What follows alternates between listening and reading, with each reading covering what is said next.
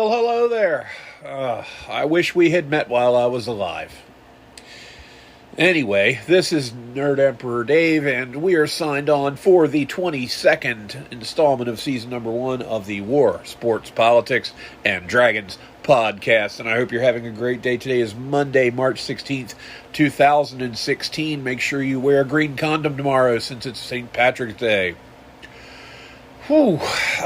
Okay, so last podcast, I put it out 8 hours later than normal, and I said I would explain why, and I never did. So we'll get into that first, but before we do that, we have to do our obligatory start of the podcast stuff. So, as always, you can follow us on not just Spotify, where we began, but on Amazon, Audible, and iHeartRadio as well. And yes, the saga of Dave and the Apple Podcast snafu continues yet again. We'll get it worked out. It's just a matter of time. If you want to help us get better tech in the meantime, you can donate through our Patreon page, which is patreon.com/WSPDragons, or you could do it through Cash App or Venmo. Our handle is the same on each of those. It's WSPD Pod. Every little bit counts. Help us pay our bills and defray our costs, because right now I ain't making any real money on this, so, not like old Tucker Carlson. But we'll talk about our good old buddy Tucker in a minute. Anyway, like I said, our Patreon is patreon.com/WSPDragons. We have some free material up, and I just got an idea for some more free material to put up to help spread the gospel of D&D. But we've also got the gospel of the Lord we're going to be spreading in a way, shape, or form. So we'll talk about that down the road. That's something that's in the formative stages. But this is not a platform necessarily for me to proselytize about my faith. However, you're going to hear a little bit about it because that is the way I am, monsieur. That's just simply how I am.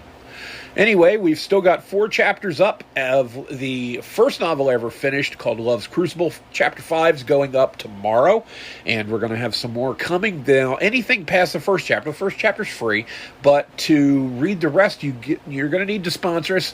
I think that a minimum $3, $3 to read a brand new novel, and it's actually fairly decent, if I do say so myself. I think that's a good price. So sign up right now. It's a wild ride.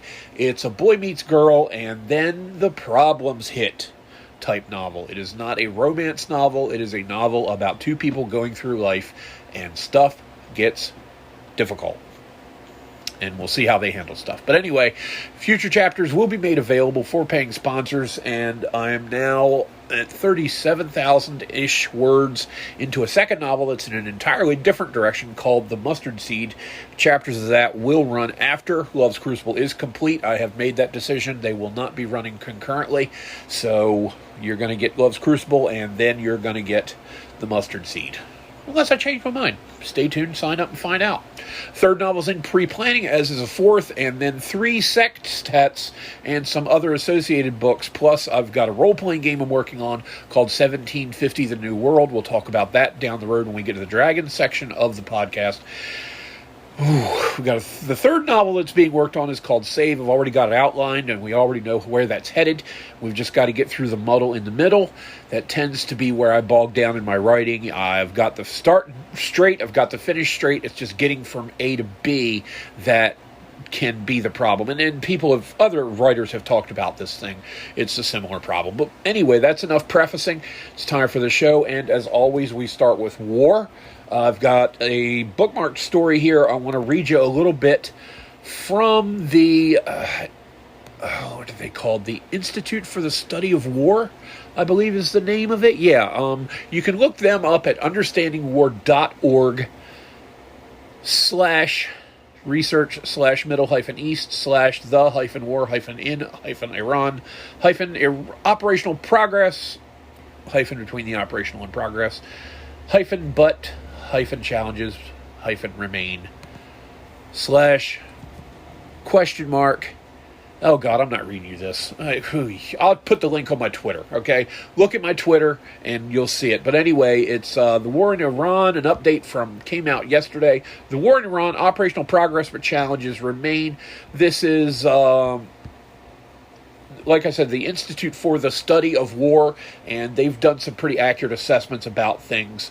let's take a look at it right now. Okay, so here's how it goes.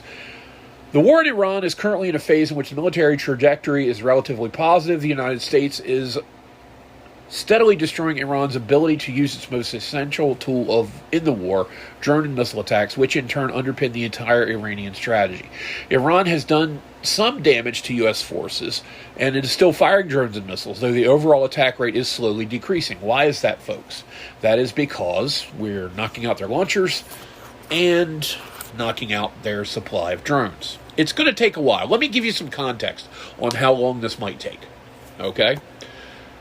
In 1991, during my brief time in the Army, I was actually in the Army at Fort Leonard Wood, Missouri, when the first Gulf War began. I want to say it was the 16th or 17th of January of 1991. The American and coalition forces then went on a 5 to 6-ish week campaign wherein they obliterated pretty much anything Saddam Hussein had that walked, crawled, or flew. And the population of Iraq is about half that of the population of Iran. Now, I'm not saying that necessarily that means we're looking at another 2.5 months of air bombardment in Iran of strategic targets, but I do not see this being finished before the end of the month, simply because of the number of targets and the things that need to be done and the objectives that need to be reached. And anyway, let me keep going with the opening paragraph here. All right, these attacks still pale in comparison to the major attacks Iran sought to conduct in an existential war and have caused neither operationally significant damage nor widespread casualties. To my knowledge, we've had 13 fatalities since this fighting began, and 6 of them came in an accident involving a refueling plane in western Iraq, hundreds of miles away from Iran, where the true military action is taking place.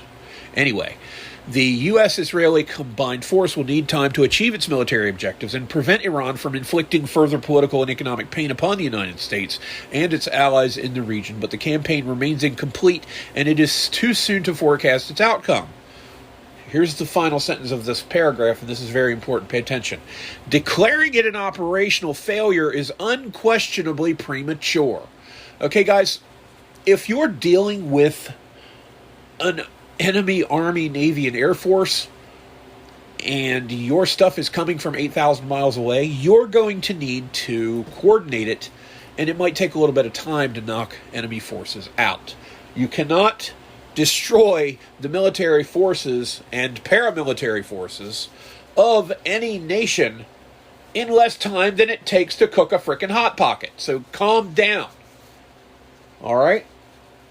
I knew that once this began, we would be into late March, and I project it'll take a little longer than that, but the day nears. Every day is a day closer to completion. This is not going to be that type of asymmetrical guerrilla insurgency garbage that we saw in Iraq, simply because the nature of the society that we're attempting to liberate is vastly different.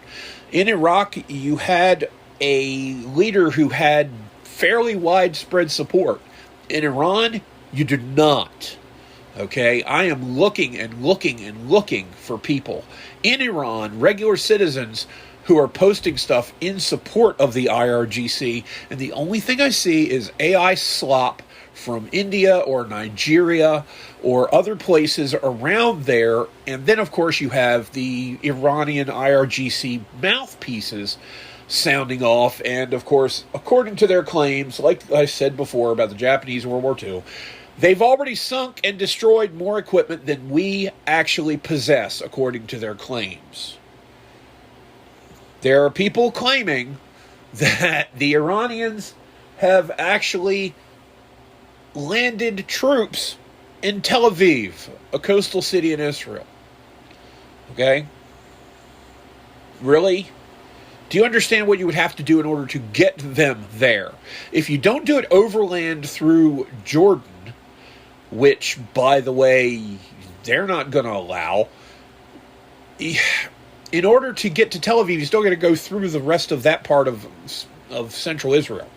So, If you don't do it that way by the overland route, you've got to go down the Persian Gulf, through the Straits of Hormuz, around the Gulf of Oman, through the Gulf of Arabia, all the way around the Arabian Boot, up through, up through the Strait by Aden. I forget what that strait is called right now, but anyway, into the Red Sea, up the length of the Red Sea, through the Suez Canal, into the Mediterranean Sea, up the coast a couple hundred miles, and then land. So basically, you're looking at a round trip of around 4 to 5,000 miles. You really think that the Iranians have the capability to make an amphibious assault like that? Come on, guys. Think, okay? Just think. It's absurd.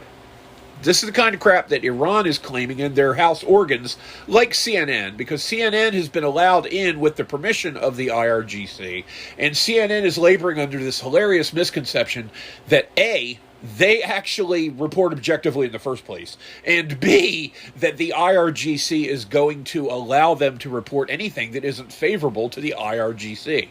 Okay, CNN is the quintessential group of useful idiots.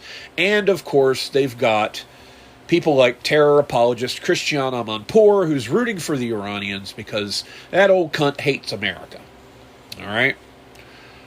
But, anyway, moving back to the story from ISW. Iran's military weakness relative to the United States led it to adopt an asymmetric strategy against Washington that seeks to outlast Washington rather than to militarily defeat it outright. Here's the problem. Is our will to fight this is stronger than the press wants you to believe. The press has spent decades trying to convince you that the incredibly liberal left fringe of society represents the mainstream. They don't. They barely represent themselves because depending on the phase of the moon, they will get new marching orders and they will then protest against what they favored before. Okay? And they're already silent on something that they would protest somewhere else. Okay, they're all about freeing Palestine and how women are treated terribly and all this bunch of nonsense, and they're completely freaking blind to what the IRGC has done to women for the last 47 years. Oh, anyway, moving along. The various lines of effort that comprise this strategy have changed over the years, but during this war, Iran has relied on the 5 key efforts outlined above. Okay, now I did not read. Okay, I skipped a paragraph. I'm sorry. So here's the deal. Iran has developed and sought to implement a multi-pronged theory of how it will defeat the U.S. and Israel in a major existential conflict. And here is the list of 5 lines of effort to compel the U.S. and Israel to end the war. First, drone and ballistic missile attacks to inflict U.S. and Israeli casualties and economic damage in the Gulf. So first, they're not having a lot of luck doing that because they have decided to go ahead and shoot crap at everyone around them, basically, and that has turned the Arab world against them. So, people talk about, well, we didn't get the support from the French or from Spain or from Britain. Oh, my goodness. Well, the French haven't won a major military engagement on their own, a major land campaign since, 1809, so I'm not really worried about them. The British are overrun with Pakistani rape gangs, and they have bigger fish to fry. They can't even, stop jailing people for tweeting that Islam is bad, so you're not going to get them on board. Spain is still trying its best to have a fascist dictator in charge. Instead, they've got a bunch of socialists that instead of giving a man who may have cured cancer 30 million euros for research, they decided to spend vastly more to accommodate the needs and the delicate psyches of hundreds of thousands of illegal immigrants who've come into Spain, and then, I believe, grant them citizenship. I may have misread that, but in any event, yeah, I'm not worried about help from Western Europe because, I look at World War II. We ended up doing all the helping. Okay, the British were on their heels after the French got trounced in June of 1940. The French proportionally collapsed more quickly than Poland did. Okay, now Poland took 4 weeks, France took 6, but France is, a 50% bigger country with a vastly larger, superior army, and it had a hell of a lot more tanks and aircraft than the Poles did. But pound for pound, the Poles actually inflicted more casualties in World War II than the French. And I think that it's not just a per capita thing. I think that's actually a statistic, that the Poles killed more Germans than the French did in World War II. Okay, the French survived World War I barely. But again, if we hadn't infused 10,000 troops a day into their lines in 1918, that probably would have turned out a little differently. The British, well, decades of liberal nonsense and cutting defense budgets and so on and so forth have basically rendered the RAF and Royal Navy as a shadow of its former self. Spain, like I said, is utterly useless. Italy will be helping us. Giorgia Meloni will eventually come around. I don't know. And if they don't, I don't care. Okay? Again, when's the last time Italy won a war? So, I'm sorry I can't count against, I can't count, somebody defeating the Dacians in the 2nd century AD. We're not going there. But anyway, so that's the first thing, is trying to inflict casualties and economic damage in the Gulf. And what they've done so far is basically cause a spike in oil prices that's going to come right back down when hostilities end.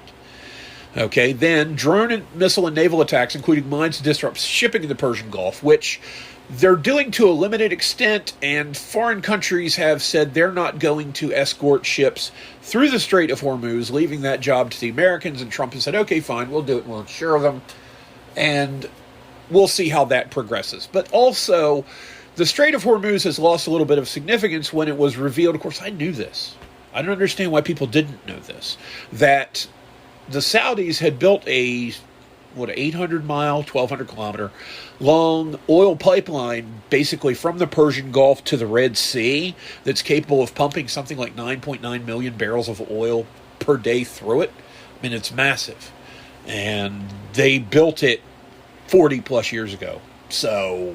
Or they started on it decades back. So the oil thing is not a major concern. People are like, well, what about the Houthis? Well, the Houthis are several hundred miles farther south, down at the tip of the Arabian Boot in Yemen, whereas the pipeline is coming out near Yanbo, which is 300-400 miles south of Israel, along the western and Red Sea coast, basically, of Saudi Arabia. So anyway, let's see next. Proxy attacks from Hezbollah and other Iranian-backed groups. Yeah, we've seen some of that, but then, again, Iran has really crapped it up in terms of keeping their friends on their side or keeping potential enemies neutral, because Israel is in Lebanon dealing with Hezbollah, and the Lebanese government itself has declared Hezbollah illegal and is engaging it militarily. So Hezbollah's days are numbered. Okay? Let's see. Then we have cyber attacks on critical infrastructure. I've not seen or heard much of that at all. I've heard a couple of small things happen, but, it's not like they're bringing our internet to its knees or anything like that, and they're not capable of it. They're truly not.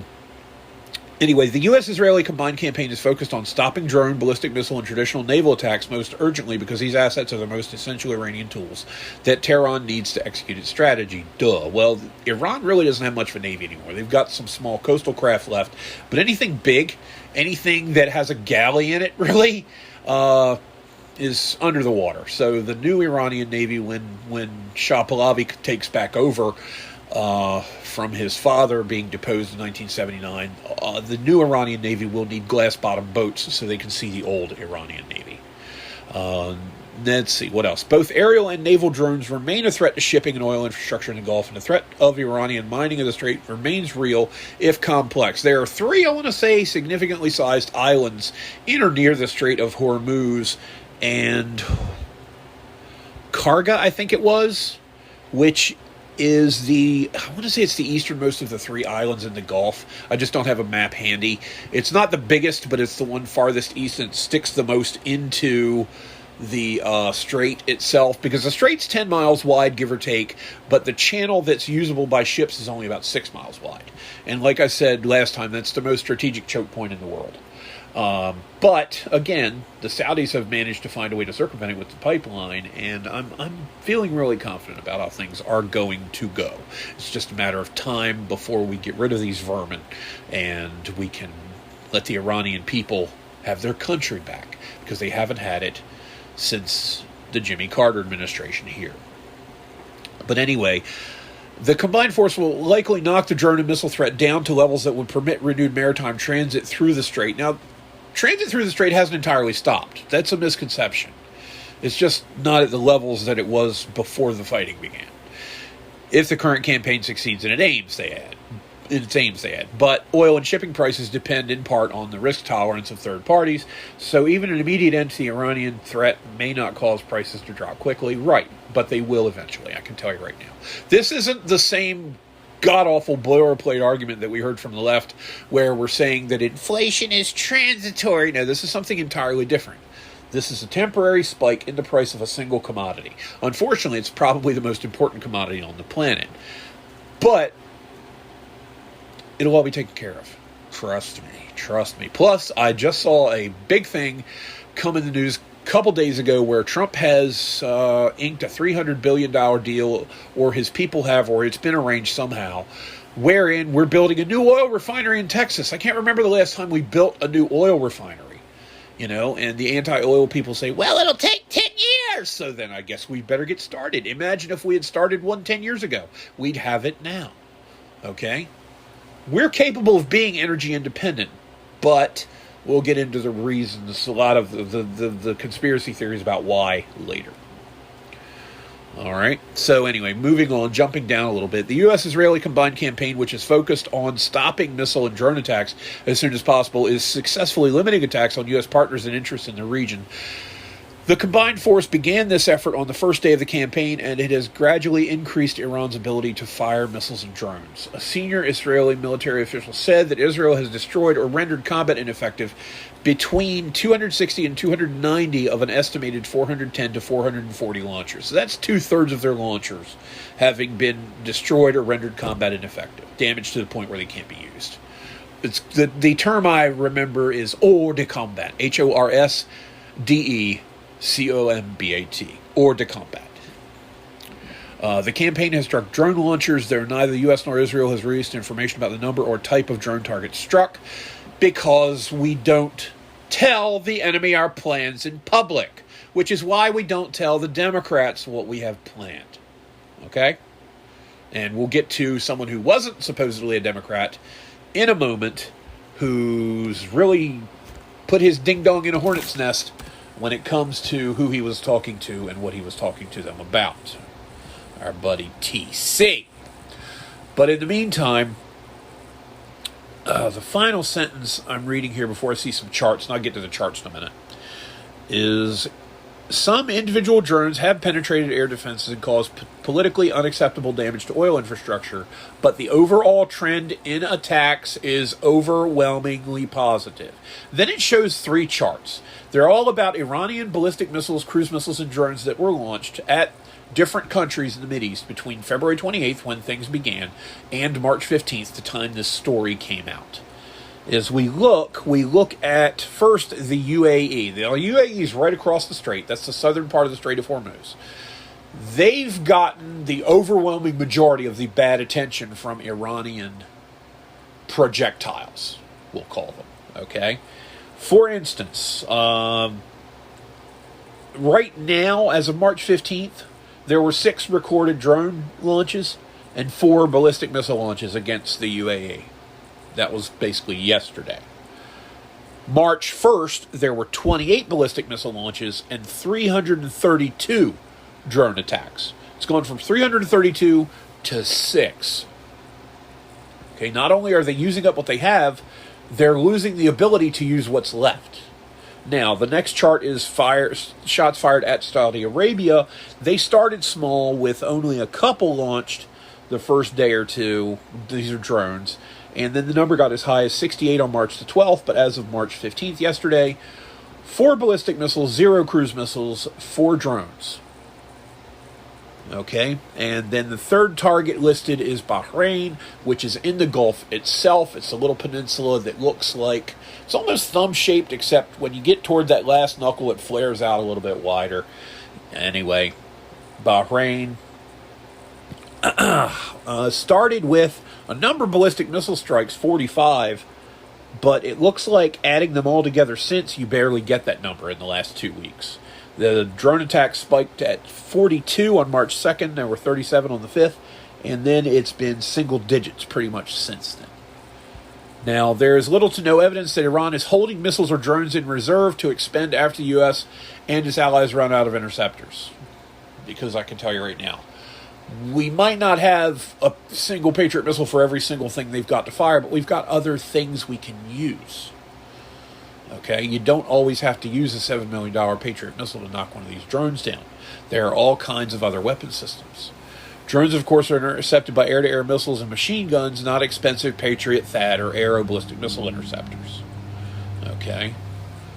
Some commentators have alleged that Iran is hoarding advanced missile systems to fire after the U.S. and its allies are out of interceptors, but there's little to no evidence to support these assertions. Iran is using advanced missile systems, including the Sijil, the Khorram-Shar, and others, to target Israel. There is no publicly available information at this time about the type of close-range and short-range ballistic missiles fired at the Gulf states or U.S. bases, so it's impossible to assess whether Iran is using advanced missiles to target the Gulf. I can tell you right now, they're throwing everything they have because they don't have the luxury of holding back, okay? When you're playing in the championship game, you don't put your JV players in first, all right? You don't clear the bench at the opening kickoff. You put your best guys out. And then, if you've got a substantial lead, then Jim Sorgi will come in and replace Peyton Manning. Okay? But, basically, the pro-Islamo-fascist people, the anti-America crowd, will latch on to any thin straw in the hopes that America fails. America's not going to fail. Trump's not in the business of losing wars. Okay? He took Nicolas Maduro in less time than it took the kid on Stranger Things to tell people he was gay in that one episode. And, of course, that's why I'm not even watching the 5th season of Stranger Things. Of course, we canceled our Netflix because no thank you. Anyway, holding missiles in reserve would be a gamble that Iran cannot afford in any case.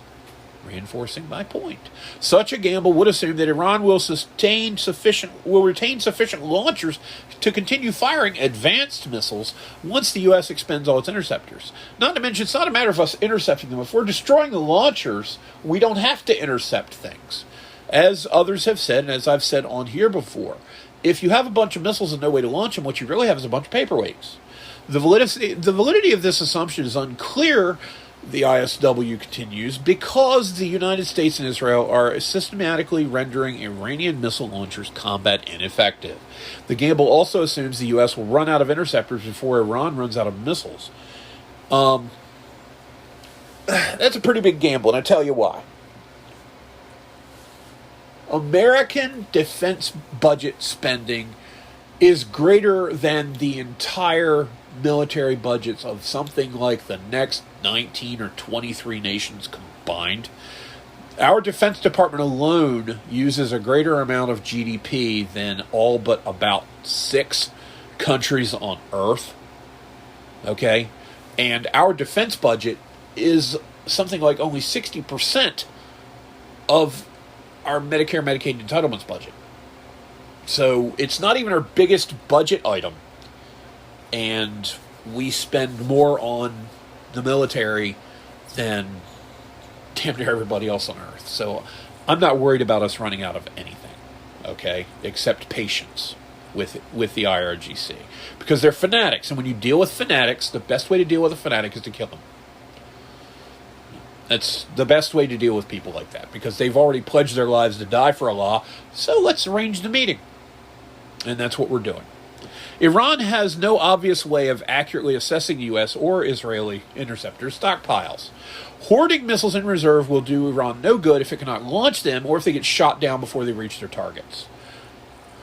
The IRGC almost certainly lacks the command and control necessary to execute a centrally directed operation that prioritizes certain munitions over others, even if it wanted to.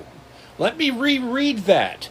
The IRGC almost certainly lacks the command and control necessary to execute a centrally directed operation that prioritizes certain munitions over others, even if it wanted to. So what they're saying is, and I've already told you this, that Iran, the IRGC, has already claimed that they've gone to a decentralized system of running their military. That local commanders make the decisions now, and they don't wait for word from the high command. And that's not because their individual commanders are crackerjack military experts. It's because they're losing the ability to effectively communicate with those individual commanders. And no, I haven't forgotten. I was going to tell you why I was late Friday. I'll get to it. Trust me. The reason I was late Friday is why I'm taking my time telling you this, because you'll understand. Anyway, Iranian officials in November 2025 said that they would launch thousands of missiles targeting Israel in any future war, and I keep saying Israel or Israel, whatever, indicating that IRGC commanders likely expressed a desire for mass attacks to their subordinates before the war. All right. So, hold on. I'm looking for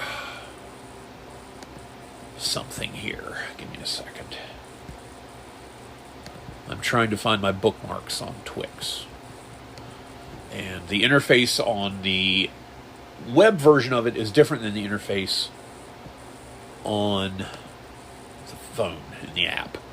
So, okay. Back to where we were, to the ISW story. Tehran has repeatedly noted that it has decentralized its operations, I just told you that, and adopted a fire-at-will approach in response to U.S. and Israeli decapitation strikes. However, any changes in strategy during the war to focus on cruder systems or intentionally withhold missiles for later strikes would require central direction to ensure the different elements of the organization respond as headquarters desires. The combined force attacks on Iranian command and control and military leadership have very likely disrupted Iran's ability to manage such sophisticated central planning and direction of its missile operations. Imagine if, on June the 2nd, 1944, the Luftwaffe managed to get wind of where Ike Eisenhower was holding all of his meetings, and the German Air Force launched a massive air raid on Southwick House and knocked out Chief Headquarters. Okay, that's essentially what has been done to the IRGC. And it happened in the opening strikes. Okay, this is not something where we're building up to knock them all out. We cut the head off the monster on day one. It's just a matter of whether it's trying to grow new heads and how long the body will thrash. All right, now, this piece goes on for a little longer, but let me go ahead and read you the last couple sentences. Okay, final sentence, actually. But declaring this... Let me see. Actually, hold on. Yeah, but declaring this operation a military failure is premature while the campaign remains underway and incomplete, particularly as the evidence clearly shows progress being made towards accomplishing its core objectives. Okay? And now they've got a special report on Iran every single day. We're obviously not going to go into too many of those because we're already over a half hour in. It took a little longer than I thought it would take to cover all that. But the war progress is good, and Mujtaba Khamenei is either in a coma or dead. He's dismembered at least, and I've heard, read, and seen from a dozen different sources that at best he's pretty messed up. And it doesn't matter anyway. It doesn't matter anyway. He can't communicate with lower commands anyhow, and we're knocking them out by the bushel. So it's just a matter of time. Moving on real quick to sports. Congratulations to Team USA for its 2-1 win last night in the World Baseball Classic against the Dominican Republic. Was that a semifinal game? I forget. But anyway, the U.S. advances, having beaten Canada yet again in another sport, this time not hockey. This time it was America's sport, not Canada's. I think the score on that was it 8-1 a couple nights ago, and they move on. Last night, of course, the final out came on a controversial borderline 3-2 pitch that was called strike three for the final out in the ninth inning. But you know what? People didn't say a daggone word when there were calls that went against the United States in the WBC, and they balance out. And I can't stand this automated pitch strike pitch ball strike thing that they're doing, ABS I think it is. And no, I don't want that. I don't like that. I'm cool with having umpires being imperfect. It's just that when they make really crappy decisions, you should be able to get a replay. But the number of times you can do that on balls and strikes should be kept at a minimum, because otherwise you're going to get bogged down on every third pitch. So, moving along to politics. Last night, the millionaires handed each other a bunch of trophies, and one of the worst movies ever made won a bunch of awards, and we're not even going to get into it because nobody really watched the Oscars. I'm sure in a couple days there will be stories coming out, and I'll probably make mention of it in Friday's podcast, about, oh, look, the Oscars had the lowest ratings they've had in years, or the Oscars ratings sucked, or whatever the case may be. They've had consistently low ratings, they keep dropping, and idiots like, I'm not even going to name him, idiots get out there and, free Palestine! Yeah, free Palestine when you buy an oil change, okay? There you go. Free Palestine when you buy a set of golf clubs.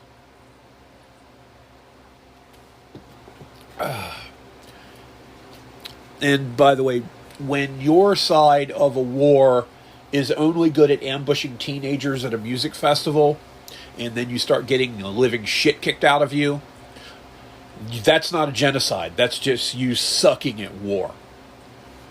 All right? By the way, the population of Gaza before October 7th, 2023 was lower than it is today. Pretty crappy genocide, but facts never got in the way of anybody on the left, so... Now, we're moving on to, finally, why did Ding Dong, that would be me, why did Ding Dong take an extra 8 hours putting out the podcast Friday? No, a lot of it, doesn't matter. As long as it's out, it's out. But I like releasing them in the early to mid-afternoon because that way people have them to access when they're driving home from work or whatever the case may be. You release a podcast at 9 p.m., nobody's going to listen to it. And the viewer numbers are a little bit down because of it. But I had to put something out. But here's what's happened. I'm going to be honest with you because I'm a strong believer in full disclosure. And quite honestly, I don't give a crap what people think about me. Which is a beautiful thing. As you guys know, our daughter, Paige, passed away 3 years ago. Well, since 2019, things have not gone exactly swimmingly in the family. During a 5-month period in 2019, I lost my... Let's see, what was the order in which it happened? Well, lost my wife because we had split up. She moved out. She came back within 5 days because she saw the error of her ways. And so I lost my wife. Then in mid-August, I lost my dog. Then at the end of August, I lost a job. And then at the middle of November, I lost my mom. Mom passed away on November 14th, 2019. Bounced around from job to job. I went through some stuff. And I've been taking an anxiety medication for quite some time because of it. Well, a week ago, I ran out of the anxiety med, which I started on not long after we lost our daughter, which would have been the fall of 2023. Well, I ran out of the anxiety med, and it wasn't anxiety, but basically from a week ago Sunday to this past Friday, I might have gotten about 5 hours of sleep all told. I've had the worst attacks of insomnia I've ever had in my life. Now, I've always been, to one level or another, an insomniac. I don't sleep 8 hours a night. If I can get 5, it's usually about where I top out. The longest time I can handle even lying down is 8 hours. And so, what that does is technically, it's my understanding from a scientific standpoint that if you don't average 7 hours of sleep a night, you're technically operating at a cognitive deficit until you do. Well, that meant that basically I was 3 days short in a 5-day span on my sleep, and because of it, I wasn't exactly, firing on all cylinders Friday. With facing, cognitive impairment, I was basically brain damaged, and still to a degree am. Of course, there are those that would argue that's how I've been since birth.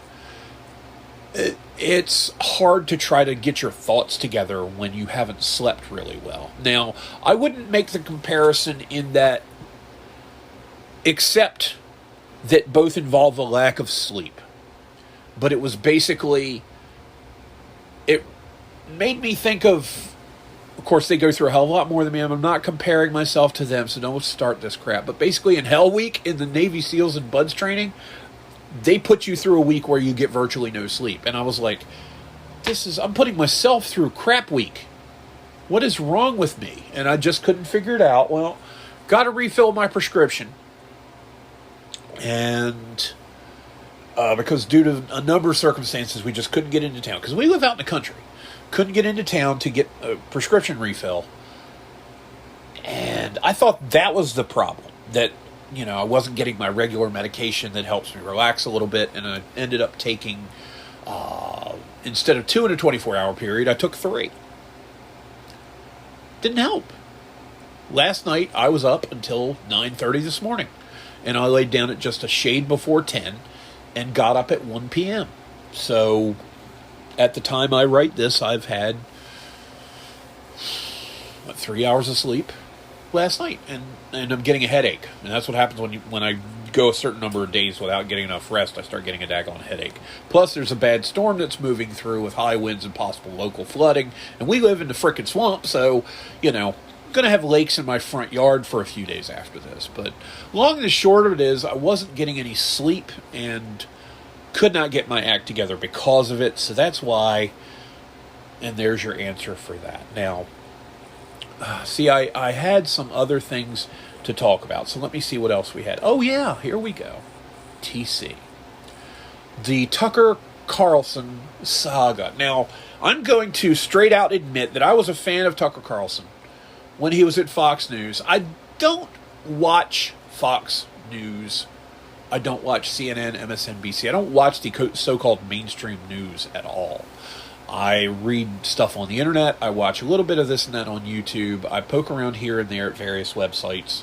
And I will read articles on these, Fox, CNN, MSNBC, and so on and so forth things. But I understand each time I read it that it's run through a certain prism based on the political bent of whoever's writing it. But anyway, Tucker Carlson, I was a fan of his because he was hilarious. It wasn't necessarily because we agreed on everything, because we didn't. But it was because he was hilarious. Because when he would interview somebody and somebody would say something absolutely ridiculous or asinine, he would make this face that was just utter disbelief, this what the hell is wrong with you face, as I called it. So here's what has happened with Tucker Carlson.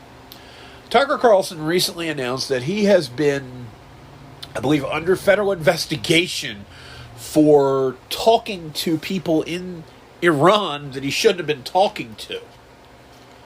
And the long and the short of it is this. And this is Eaton Fishburger on Twitter. Here's how he describes it. Hold on, I'm pouring myself a soda. Thanks to my good buddy Joe for bringing a couple extra sodas over the other day because we're not doing a grocery pickup until this evening. But anyway, here's what appears to be happening. 1. Tucker Carlson has allegedly been conducting his own foreign policy with Iran on behalf of the United States. 2. At some point, the CIA got wind of this and informed President Trump, who may have then used Tucker as an unwitting counterintelligence asset to feed faulty information to Iran. What basically happened, as I understand it, is a few days or a week or two before February 28th, which was when the Third Gulf War, as I call it, began. Just prior to that, President Trump had Tucker over at the White House. There are pictures of it. We know he was there. And they chatted and hung out and did stuff. And basically, Trump fed him a bunch of crap and told him that he was just bluffing, that he wasn't attacking the IRGC, and so on and so forth. Well, following the launch of Epic Fury, Tucker's traitorous behavior may have finally caught up with him, as DOJ reportedly prepares a criminal complaint against him based on CIA intel.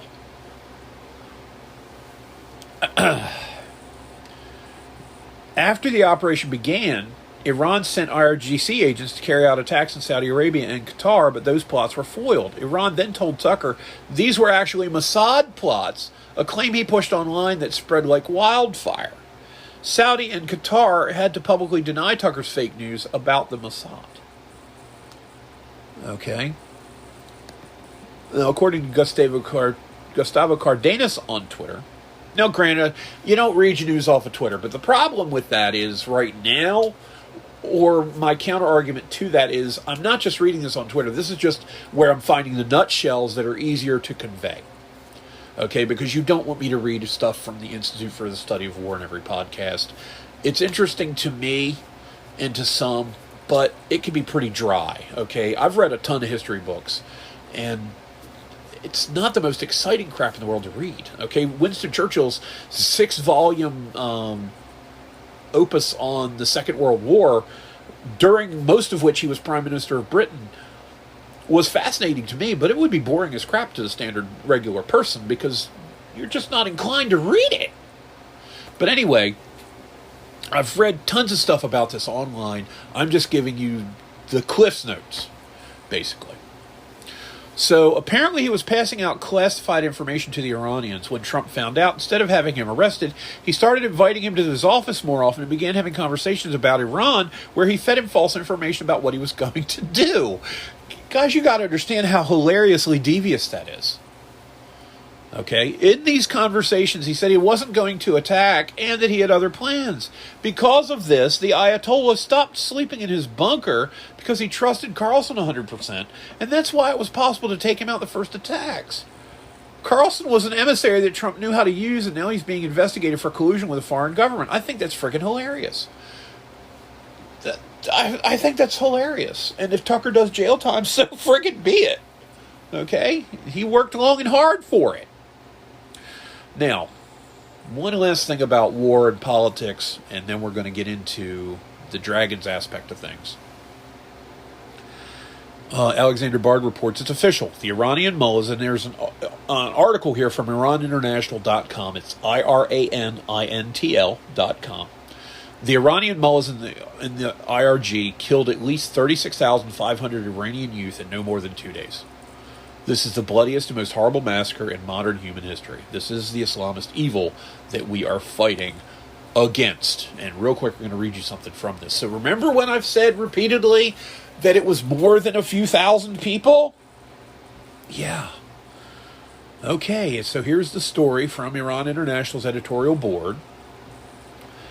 More than 36,500 Iranians were killed by security forces during the January 8th to 9th crackdown on nationwide protests. Now, that happened a week before I started this podcast, making it the deadliest two-day protest massacre in history, according to documents reviewed by Iran International's... Sorry, I got something in my eye. Iran International's editorial board. The board can confirm the death toll after reviewing newly obtained classified documents, field reports, and accounts from medical staff, witnesses, and victims' families. The new information provides a clearer picture of the killing pattern and the scale of a crime that can now be described as the largest and bloodiest massacre of civilians during street protests over a two-day period in history. In its previous statement on January 13th, Iran International's editorial board reported at least 12,000 deaths caused by the crackdown. That figure was explicitly cited in a report by the IRGC intelligence organization submitted to the Supreme National Security Council and the Presidential Office on January 11th, 2 days after the massacre, reviewed by Iran International. Now, it wasn't just one area where these people were killed. According to this report I'm reading here, is that it happened in over 400 cities. So it's not just Tehran, it's not just Qum, it's not just Bandar Abbas, it's not just Isfahan, it's all over Iran. That's why this air war's taking a while, is because it's not just a matter of them being focused on the capital. It's all over the country, and because of it, we have to use assets all over the country to get rid of these IRGC scumbags. But it was reported yesterday that the building where basically the internet was shut down, the central control building for the IRGC that allows them to darken the internet in Iran, was obliterated by an Allied strike. So hopefully this will lead to an outpouring of stories from Iranians whom, to a man and woman so far, have been overwhelmingly positive in favor of the actions that have been taken by the U.S. and Israel, because they want to be free from these bastards. I'm not seeing reports of regular people on the street in Iran who don't want this to happen. Okay? And if you think otherwise, you're just plain friggin' wrong. So there it is. Okay? There it is. So, real quick, horrifying details of a historic crime is the subheader. Number one, 3 doctors and 4 nurses in Tehran who spoke to II said security forces entered hospitals and took away some wounded patients who were undergoing treatment. Images received by II, along with videos circulating on social media, also show that some bodies with gunshot wounds to the head bear clear signs of hospitalization. Moving down to point 2, the organized killings across Iran indicate the brutal crackdown was carried out with the agreement and cooperation of state institutions and on the orders of the highest authorities of the Islamic Republic. According to information received by II, following a speech by Supreme Leader Asshole Khamenei, who's dead now, bye fucker, phrases such as Al-Nasr bil-Ra'ub, victory through terror, and fight them until there is no sedition, were used in briefings and discussions among senior IRGC commanders. The same phrases also appeared on January 9th in Telegram channels affiliated to hardliners.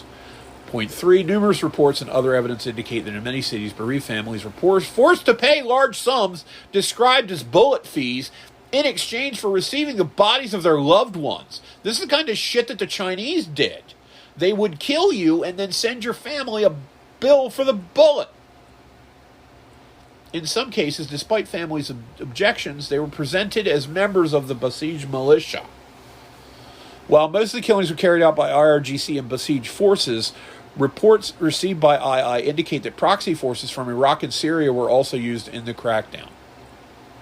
Now, this is a little disheartening, but when we were fighting in Iraq, there were people from other countries coming in there as well.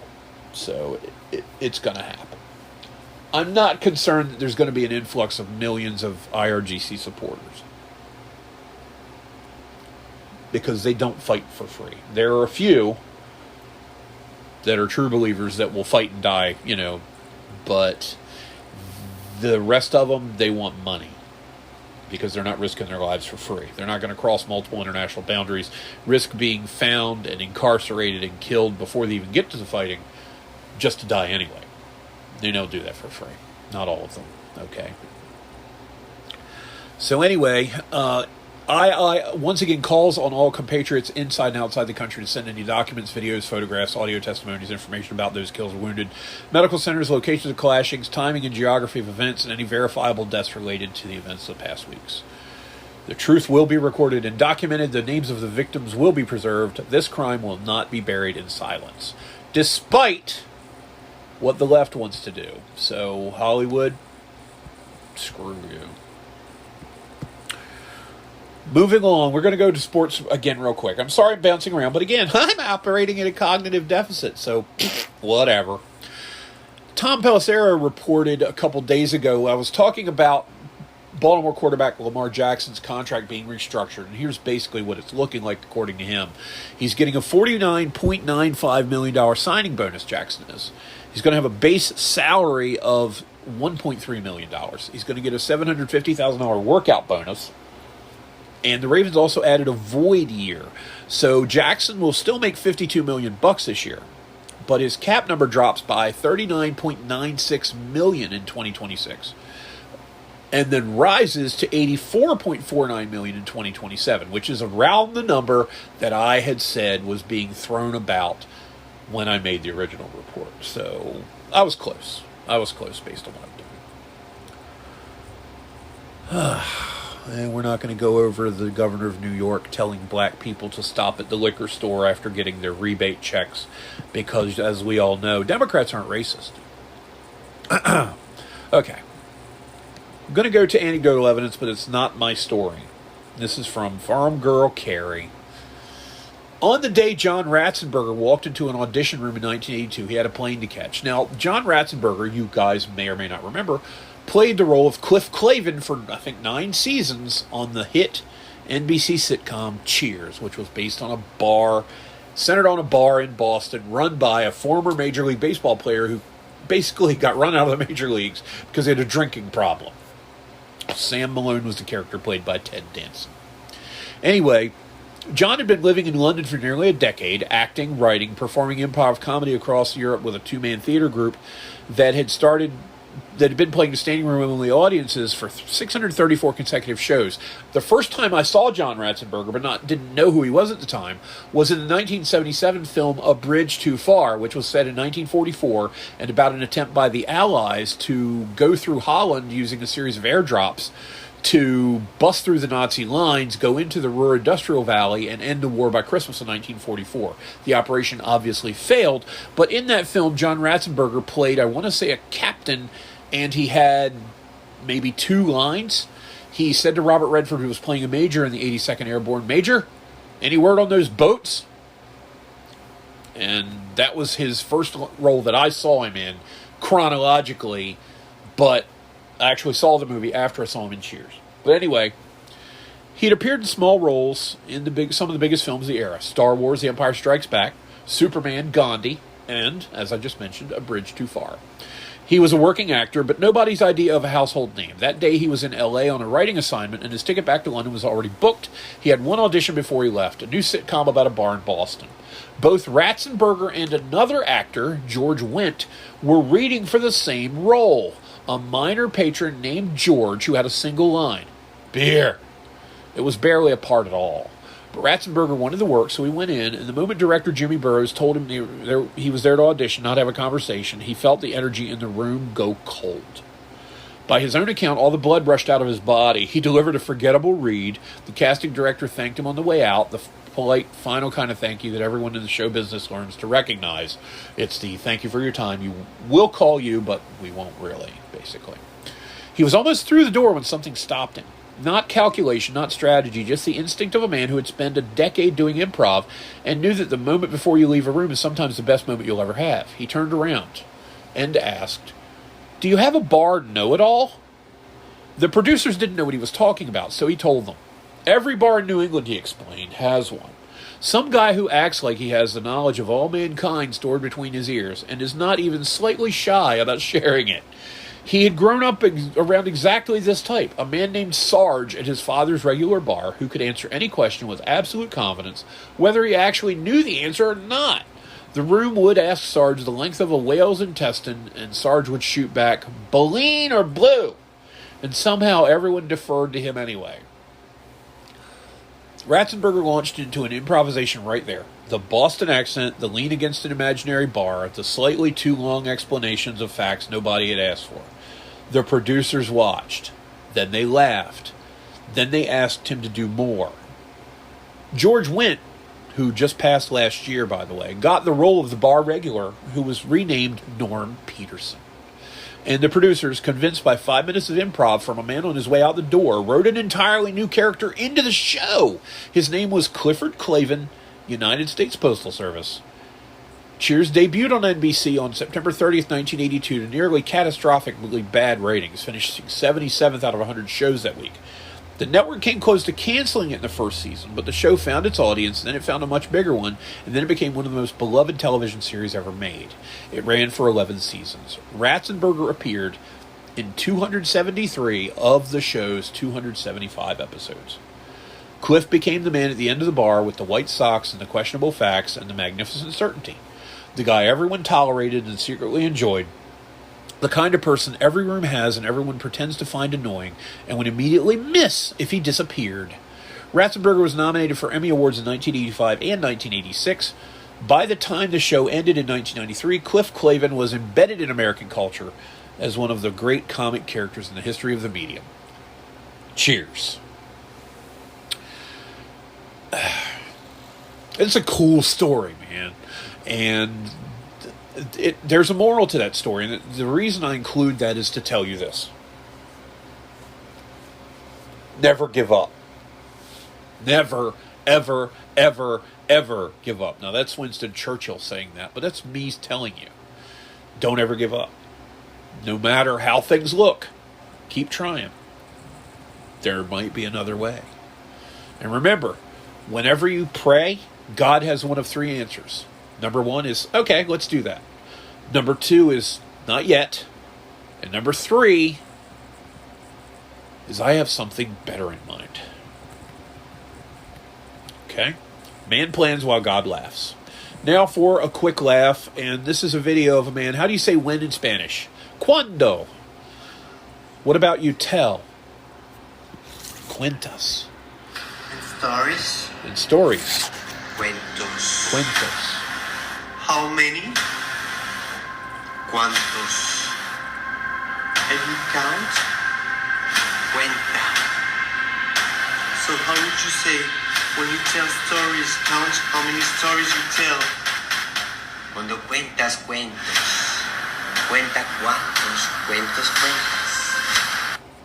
Now, the audio on that was not very good, but that was a video of a guy explaining that when you tell stories, count how many stories you tell. And it's, cuando cuenta cuentos. I don't even remember it all. I took 2 years of Spanish in high school, but it's accurate and it's freaking hilarious because some languages are like that. It just so happened Spanish is like that. My biggest beef with Spanish was that it was a quagmire of verb tenses. And that's one good thing about American English in particular. There are so many shortcuts on that kind of stuff that you don't have to worry about it. You just don't. But moving on to the Dragons thing. Now, those of you that have played Dungeons & Dragons may recall that Wizards of the Coast, who bought TSR out in 1997, and someday I'll read the Ryan Dancy story about how he went to Lake Geneva, Wisconsin.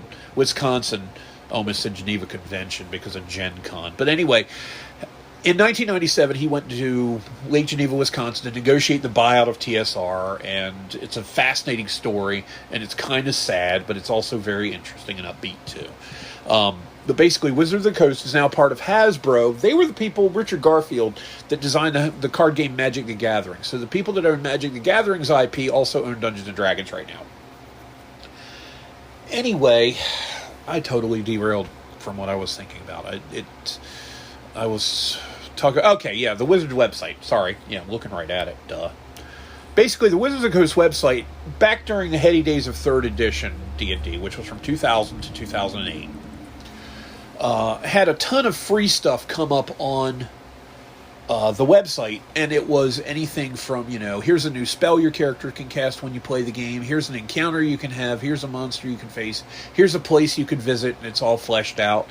And they had all kinds of different things. Some of the articles that they had were things like, let me go down the list. Adventure Builder, which shows you how to write an adventure. Bardic Knowledge, which was about the Bard character class. They were basically a traveling minstrel who had magical abilities and what you could do with the Bard character class. Battle Sheets was for the miniatures game, and it gave you stats on creatures you could use to do your miniatures fights. Then there was Behind the Screen and tips on how to be a dungeon master and how to run the game.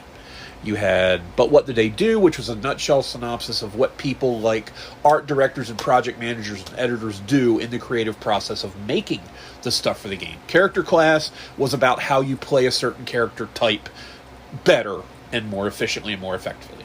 Cliffhangers was basically adventure hooks showing you how to do this or that. Well, what I've done is I've found through the Internet Archive almost all these articles on Wizards, and they were free. And what I'm doing is, to facilitate their dispersal, is I think I might put them up on the Patreon page in PDF format for people to have, and they would be for free because I'm not allowed to sell them. They're not my IP. I'm basically just handing them out. I'm handing out copies. And I'm going to look into making sure that that's legal, but to me, if you can go to Internet Archive and get it, why can't you go to my site and get it? There's nothing legally preventing that. So that's where we are right now. But there are a ton of things in here, design and development, different types of dice games you can play. I actually invented a dice game called Rich Boy, Poor Boy. One day we were waiting for some players to show up. We didn't have enough people to run the game because once you have your group set kind of to run a campaign, a series of D&D adventure sessions, you don't want to run it without everyone there, because you need the skills of their characters for one thing. You don't want them to miss the action for another, and it makes it harder to run combats if half the gang that you're going to have your guys fight against isn't there. It's not as fun if they're going to lose every time because guys aren't showing up. So anyway, we had some people running late, and I invented a dice game called Rich Boy, Poor Boy. And the way it worked was you played against the house, and you rolled either 3 or if we were feeling particularly masochistic, 5 20-sided dice. And the rich-poor aspect of it was this. If you rolled until you got all of the dice to show either 3 single-digit numbers or 3 double-digit numbers. So a 20-sided die had numbers from 1 to 20, obviously.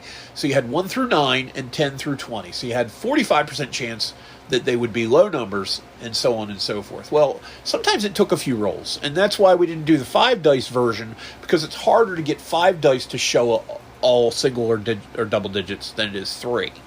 And the way it worked was we would do a certain number of rounds of play, and whoever had the lowest low total and the highest high total would win the pot, and they were allowed to gamble against the house.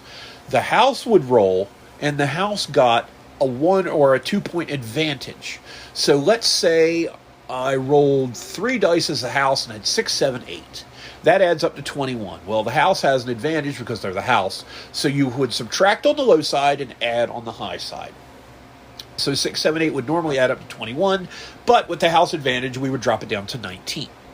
If it was 16, 17, 18, they would add up to 51, but with the house advantage, it would get bumped up to 53. That's how the house made sure that they didn't lose money on it.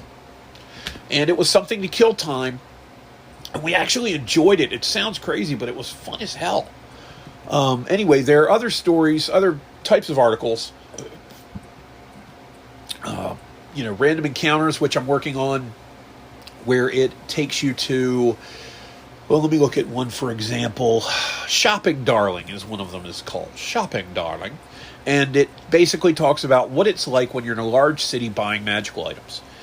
Here's how you run into magic weapons. Oh, look, here's a treasure map. And, and then an open-air market, what happens there? And then the Mages Guild, what happens if you go to the Mages Guild? And it basically, these things are freebies that Wizards was handing out for 3rd edition and 3.5, and I'm going to go ahead and tell you right now that the majority of the stuff I'm going to be putting out is going to be for 3.5 D&D / Pathfinder 1st edition. Pathfinder 1st edition is basically D&D 3.5 with a few more tweaks. It's been referred to, and I use the term myself, as D&D 3.75. It wasn't 4th edition, but it wasn't 3.5. It was a refined and better, honestly, version of D&D 3.5. I think Pathfinder 1e is better than D&D 3.5, and I enjoyed playing it. Pathfinder 2nd edition sucked. And then they came out with the remaster, and that sucked even harder. So that's where we're going to be on that. Basically, anything I write is going to be, by and large, 3.5 PF1e or earlier when it's D&D stuff.